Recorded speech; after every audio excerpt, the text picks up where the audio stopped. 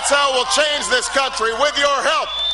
And that's why we can't afford tonight or tomorrow or the next day, we can't afford to slow down or sit back or let up for 1 day, 1 minute, 1 second in the next week. Not now. Not when there's so much at stake. We're in the middle of the worst economic crisis since the Great Depression.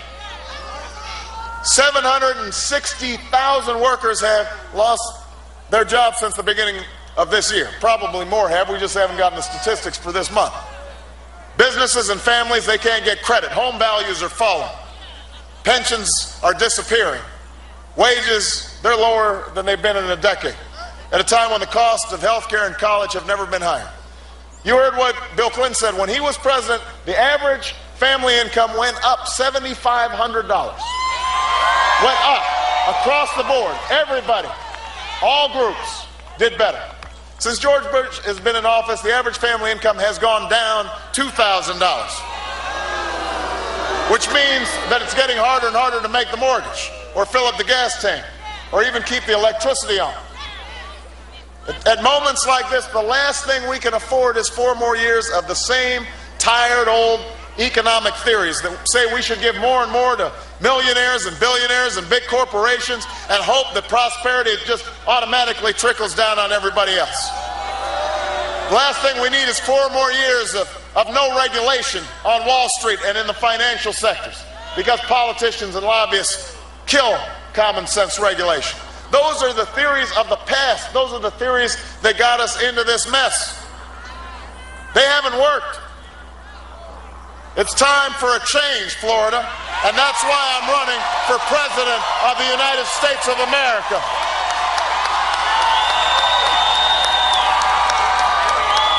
Now, I think President Clinton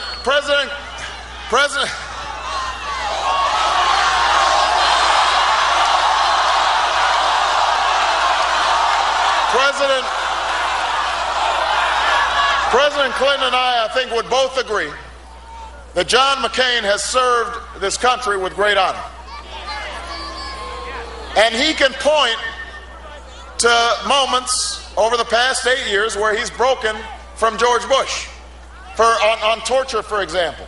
His opposition to torture, that's something that he deserves credit for.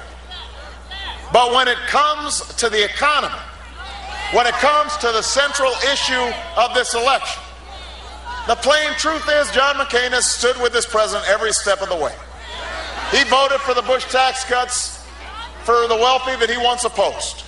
He voted for Bush budgets that took the surplus that President Clinton had created and took it into massive deficits and debt. He constantly called for deregulation. 21 times just this year. Those are the facts.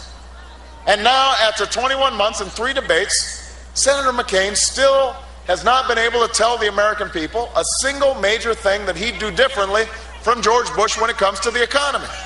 Now, I'm not exaggerating. I mean, think about it. I think everybody has heard John McCain's arguments against me. I think everybody's heard the attacks that he's launched against me. But I think it's important because an election's always about the future. An election's always about where are we going. And I think you would be hard-pressed, and I think Senator McCain's own supporters would be hard-pressed, if you asked them, what are you going to do differently that's going to get us out of trouble? He doesn't have a plan. So, John McCain says we can't spend the next 4 years waiting for our luck to change, but I think everybody here understands the biggest gamble we can take is embracing the same Bush-McCain philosophy that has failed us for the last 8 years. It won't work. It won't work. It's not change when John McCain wants to give $700,000 tax cuts to the average Fortune 500 CEO. It's not change when he wants to give $200 billion to the biggest corporations, or $4 billion to the oil companies, or $300 billion to the same Wall Street banks that helped get us into this mess. It's not change when he comes up with a tax plan that denies 100 million Americans a penny of tax relief. That's not change. The average American family They need help. They are desperate. And they can't expect the exact same economic theories to somehow yield a different result. So, look, John McCain's campaign said a while back that, we can't talk about the election because if we talk about the election, we're going to lose.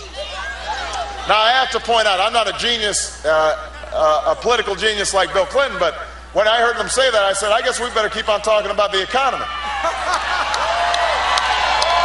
Because that's what the American people care about. So, true to their promise, they haven't wanted to talk about the economy. They've called me every name in the book. And, lately they've been calling me a socialist. And they found evidence that when I was in kindergarten, I used to share my toys. And when I was in 4th grade, I split my peanut butter sandwich and gave it to my friend. And they said, look, he's a redistributionist.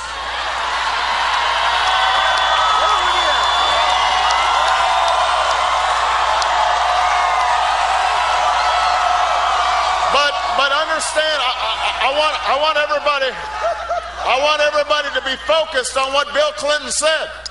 Because people think that when I talk about the need to grow the economy from the bottom up, they think that I'm just being charitable. Now, it is true that my Bible tells me that, there's nothing wrong with looking out for other people, that we want to treat others the way we want to be treated, that I am my brother's keeper and I am my sister's keeper. I believe that.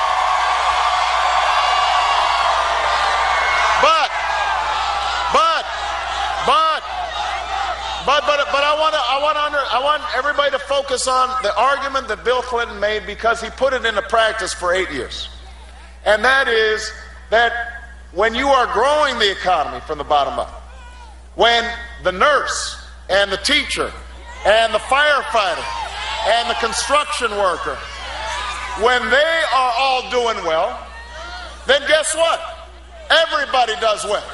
It turns out that when they've got money to spend, then they go out and buy the new car, which means that GM and Ford are doing well, and the auto dealer's doing well, and the stock market's doing well, and the investor is doing well. That's how the economy grows, and that's what we're going to do when I'm president of the United States of America.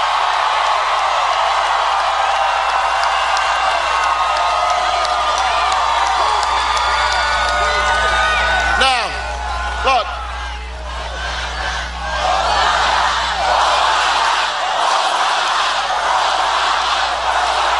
let me tell you, look, these are difficult times.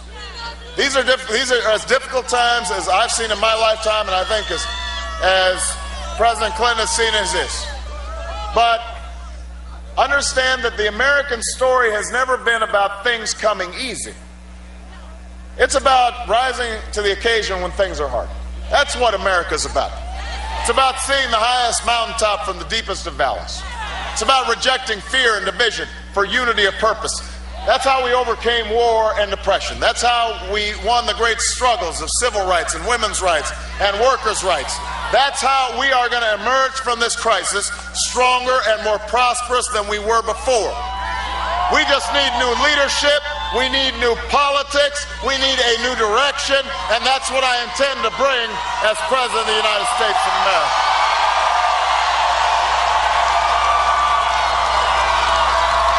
And let me be clear. I don't believe the government can or should try to solve all our problems. This is something that President Clinton understood. One of his greatest contributions was to reconfigure the Democratic Party that had gotten real reliant on the idea the government does everything. And he restored a sense of opportunity coupled with community and responsibility. Say, we understand that government can't do everything. And the American people are naturally a self-reliant and independent people. So you don't expect government to give you a handout. You do believe the government should do those things we can't do for ourselves. Obviously, national defense, police, protecting us from harm, providing a decent education to every child, investing in new roads and bridges and infrastructure, investing in science and technology. Government should reward drive and innovation. We should encourage